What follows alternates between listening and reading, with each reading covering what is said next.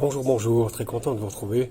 Je voudrais faire une petite vidéo concernant l'époque cataclysmique que l'on risque de vivre, dramatique d'ailleurs, qui se joue au Moyen-Orient, mais dont les répercussions économiques, en tous les cas politiques, en risquent de se faire dans le monde entier, si ce n'est effectivement le cataclysme d'une guerre qui serait quasiment mondiale, avec la folle dingue du messianique et criminel assassin Netanyahou, soutenu d'ailleurs par le monde dit libre et occidental, s'il vous plaît, comme toujours.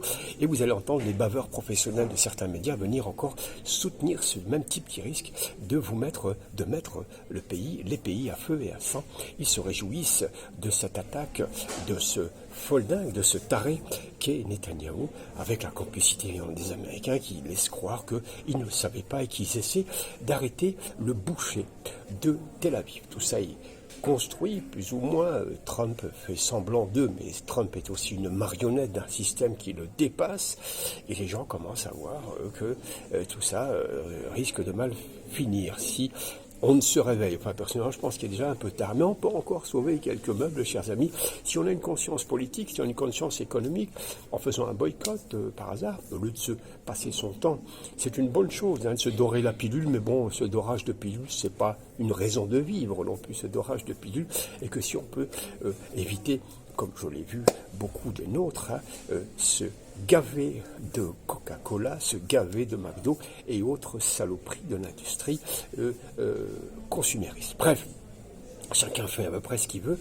Donc ce folle dingue s'est pris une volée de bois vers un retour terrible de l'Iran qui va passer à l'attaque. Alors là, les sionistes sont en train de pleurnicher, l'Iran diabolique, radical, enfin toute la thématique, tout le vocabulaire guerrier aussi habituel, mais multiplié par 1000 par les merdias, les chiens et chiennes de service et chiennes de garde.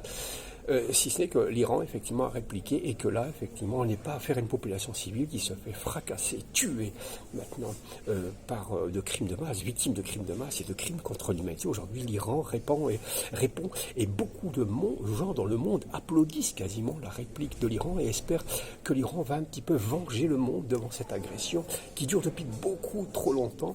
Et cette mainmise sur le monde médiatique, aussi sur les consciences ou inconsciences politiques qui semblent avec le monde, eh bien, contrairement à ce qu'on aurait cru, soutiennent les mollahs qui ont été victimes de toutes les attaques, les noms d'oiseaux, etc. Et aujourd'hui, le monde se dit bravo l'Iran, puis on espère qu'elle va un peu calmer pour très longtemps cette entité nuisible pour le monde. Alors, Macron, l'homme qui prend des baffes, l'homme qui prend des gifles, a dit qu'il allait aller en guerre s'il le fallait pour aider donc son tonton Netanyahou. Déjà que la France n'arrive déjà pas à finir la fin du mois sans emprunter, donc sans flinguer la France. Mais Macron, j'aime rouler des mécaniques, etc. Bon, on aimerait plutôt que lui aussi, il y ait un dôme de fer pour Macron pour éviter les baffes distribuées par madame.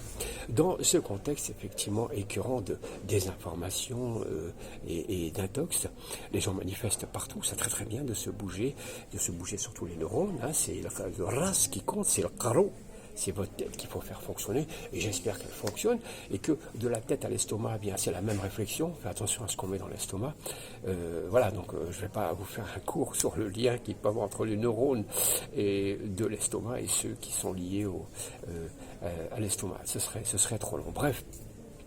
Dans ce contexte-là, une caravane s'est mise en place, Somoud, pour aller dénoncer les crimes et mettre en lumière que ça ne peut plus durer, cette boucherie depuis 1 an et demi avec des convois humanitaires, etc. La flottille qui a été arraisonnée, Rima Hassan qui a été libérée, mais dans l'honneur et la dignité, ce qui a emmerdé beaucoup de députés, et la junte médiatique, les soldats du sionisme ont taxé Rima Hassan de profiteuse, enfin voilà tout ce qu'on peut dire, etc. Alors, elle a montré qu'elle était très courageuse, il n'y en a pas beaucoup comme ça qui l'ont fait. Cette flottille a été donc suivie par aujourd'hui une colonne, une armada de milliers de voitures partie donc d'Algérie, partie de Tunisie, partie de Libye vers l'Égypte. D'ailleurs, je peux dire aujourd'hui que ces pays-là du Maghreb sont l'honneur du Maghreb et que le Yémen, de l'autre côté, avec les Houthis, sont l'honneur des Arabes. parce que tous les autres pays, excusez-moi, mais hein, on va pas être méchant, on va pas les citer. Bref, cette collaboration, le peuple qui doit collaborer fera payer à leurs pseudo-dirigeants et à leurs roitelets le prix de cette humiliation devant l'opinion mondiale, ces pays qui subissent la collaboration. Après tout, ils n'ont qu'à se révolter et foutre tout ça en tôle, ou utiliser la chaise électrique. Alors, voilà, donc ces pays-là sont un peu l'honneur des pays arabes et l'honneur des musulmans. Bon, aujourd'hui, il est du côté de l'Iran, bien que ce soit des chiites. Ils ont montré qu'on ne touche pas à leur territoire impunément, d'autant plus qu'ils n'ont jamais agressé personne, quasiment de toute leur histoire. En tous les cas, du temps au moment où ils sont passés musulmans, ils n'ont jamais agressé personne. On peut remettre en question peut-être la Perse de l'époque, et d'ailleurs ils ont raison de revendiquer le golfe Persique. Le golfe Persique et non pas le golfe arabique. Il n'est pas arabe, il est persique, il est persan. Donc quand ils réclament, ils sont dans leur bon droit. Vous savez, les Iraniens, c'est très compliqué, ils ont une grande intelligence. C'est un pays qui a 5000 ans d'histoire et ils ne cherchent pas d'histoire. Et aujourd'hui, on leur cherche des histoires, eh bien, ils vont poursuivre, ils vont répliquer à cette histoire. Et aujourd'hui, Israël, qui soutient le criminel Netanyahou en grande partie, est en train de subir le contre-coup de leur pseudo-supériorité militaire, etc., quand certains d'entre eux ne se disent pas « nous sommes le peuple élu et toute la terre est à nous et nous allons la dévaster à notre gré ». Les choses sont en train de changer, d'autant plus que le Pakistan, pays nucléaire derrière, a apporté son soutien à l'Iran, la Chine, la Corée du Sud. Voilà, alors monsieur Macron, achetez-vous encore une fois un dôme de fer, protégez-vous d'abord des baffes de madame, et ensuite vous viendrez donner des leçons aux Iraniens. Bref, dans ce contexte-là, l'Égypte, qui est le toutou, la Sissi impératrice, celui qui ressemble à sa tête, sa vraie nature à Sissi, le maréchal Abdel Fattah, c'est ça son nom, c'est ça je crois, non? Oui, un truc comme ça, a décidé aux ordres donc d'un ministre israélien d'arrêter cette caravane de l'espoir qui est là.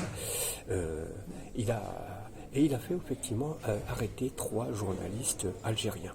Alors, pardon, 3 avocats. Alors peut-être que l'idée du droit l'emmerde un peu. C'est vrai que le droit, il ne connaît pas, il connaît que la dictature. On a vu les assassinats qu'il a commis à la place Tahrir, l'assassinat, entre parenthèses, de Mohamed Morsi, l'ancien président.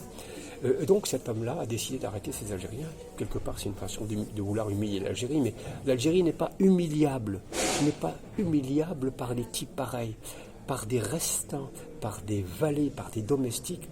C'est pas possible, ça rentre pas dans le logiciel algérien de se faire humilier par un Égyptien. Je n'ai rien contre l'Égypte en général, mais nous, arrêtons d'être complexés par ce pays qui se dit « Douni à la mère du monde ». Non, vous n'êtes ni la mère du monde, ni le grand-père, ni sa grand-mère, rien du tout. Allez, oui, vous avez l'histoire des pharaons, on a notre propre histoire. Pas de complexe, soit qu'on parle à égalité et franc jeu, sans trahison, sans coup de poignard du Judas égyptien, on parle à égalité, sinon ça dégage. Donc l'Algérie vend du pétrole aujourd'hui. Si elle pouvait couper les robinets, ça ne ferait pas de mal. Non. Voilà. Surtout dans la période qui arrive avec le détroit d'Ormuz qui risque d'être bloqué, le pétrole va valoir de l'or. Donc peut-être que dira à l'Égypte, voilà, tu vas le payer un peu tout ça. Alors je vous disais, si le droit emmerde l'Égyptien, je ne sais pas s'ils ont des avocats, je ne veux pas le savoir d'ailleurs, je ne veux pas le savoir. Nous avons de grands avocats, ils en ont arrêté 3 en tentant de les humilier dans cette caravane. En matière de droit, nous avons une femme, Madame Anne Barheim, qui défend celle qui a été attaquée par le pétitionniste, le pétitionnard de Daoud. En essayant de l'attaquer, on a cette femme qui lui a répondu, cette avocate algérienne, quelle bravoure, quelle splendeur, etc. Alors, derrière ces pétitionnards, il y a aussi le petite plume, comme ça, petite plume, le plumitif grisonnant, sans salle, qui doit se rhumer tout. On a attaqué son pays de cœur, Israël, mesquine, il doit pleurer, je crois. Et alors l'autre, Sifawi, c'est comme Sissi, c'est le Sissi Fawi. Bon, faut qu'il aille en Égypte ou à Tel Aviv, je pense qu'il y aura un vrai accueil là-bas, etc. Dans ce contexte-là où toute la France médiatique, la France qui compte pas en vérité, mais qui donne, qui distribue les cartes, se réjouit. Alors, petite réjouissance aussi, c'est de savoir que la racaille en col blanc le père de Louis Sarkozy, celui qui voulait brûler l'Algérie, ça me saoulait, eh bien lui, sa Légion d'honneur lui a été retirée définitivement parce que le comité de la Légion d'honneur ne supporte pas des gens qui ont un dossier, qui ont un casier judiciaire long comme le bras, long comme ça, comme une heure. C'est pas une quenelle que je fais, hein, mais long comme le bras, le dossier. Donc il a été viré de la Légion d'honneur. C'est une petite satisfaction, c'est une humiliation pour ce Sarkozy-là, qui doit aussi trembler pour Tel Aviv, pour le boucher de Tel Aviv. Alors, juste une petite parenthèse, les Gazaouis savent où sont leurs vrais soutiens. Ils savent où sont leurs vrais soutiens. Ardiel, Vergazen, ils savent où ils sont. Ils savent qu'ils sont en Algérie, qui a toujours soutenu la Palestine. Ils le savent, ils ne sont pas dupes. L'a répété d'ailleurs à qui voulait bien l'entendre, Nelson Mandela aussi. Et les Houthis qui font le travail du côté du Yémen, Houthis qui est le Yémen, qui est le pays d'origine du prophète Mohammed. Pas l'oublier non plus, hein, non. C'est pas rien que les Houthis, les Yéménites ne se soumettent pas. Ils ne sont pas des Arabes comme les autres. Voilà. Et alors dans ce contexte-là, les Gazaouis savent qu'ils les soutiennent. À cet égard, j'aimerais vous signaler deux livres, si vous l'aimez. C'est un merveilleux monsieur qui s'appelait Émile Habibi, palestinien, qui est le créateur du Parti communiste palestinien, qui est un immense bonhomme et écrivain. Je vous soumets deux livres que vous pourriez acheter peut-être aussi. L'un s'appelle Soraya ou la fille de l'ogre. Vous allez voir, c'est une parabole sur l'enfermement, sur la domination sioniste. Soraya ou la fille de l'ogre chez Gallimard. Et l'autre, c'est Saïd le peptimiste. Voilà, vous verrez la définition du peptimiste. C'est quelqu'un qui est ni optimiste, ni pessimiste, c'est un homme qui est dans l'entre-deux. Et ça, c'est bien l'esprit du regretté, magnifique, Émile Habibi. Il aurait mérité d'être algérien, Émile Habibi. Et nous sommes aussi quelque part algériens, palestiniens, ça rime, c'est la même. Yedfeli, Yedafous, Dikfous, on est ensemble dans le même bateau. Et donc, Sissi a essayé d'humilier, donc on verra ce qui va se passer.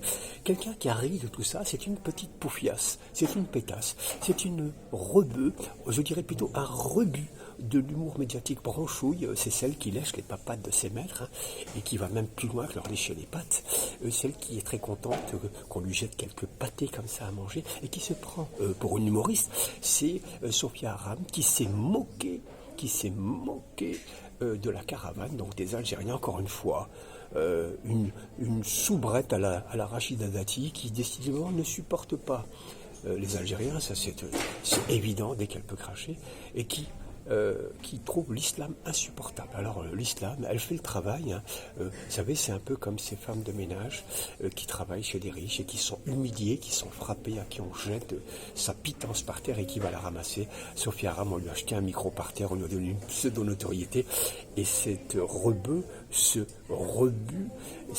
cette espèce d'autrui, au sens de n'importe qui, cette espèce même de truie, vous savez, eh bien, elle est au service de la salissure, de la moquerie, sans aucun intérêt. Voilà, sans aucun intérêt. Un peu comme sa grande sœur, celui qui lui a appris le trottoir, ou le crottoir. Vous savez comment on apprend aux chiens et aux chiennes à faire caca dans le caniveau. Bien, sa sœur de crottoir, Rachida dit, la téléguide, celle qui est un peu une voleuse, une mise en examen, etc. En fait, elles sont bien pour se donner la main. Chers amis, je vous remercie infiniment. N'hésitez pas à partager et j'attends vos commentaires. À très bientôt. J'essaie de faire une vidéo un peu plus sérieuse à l'occasion. Merci infiniment.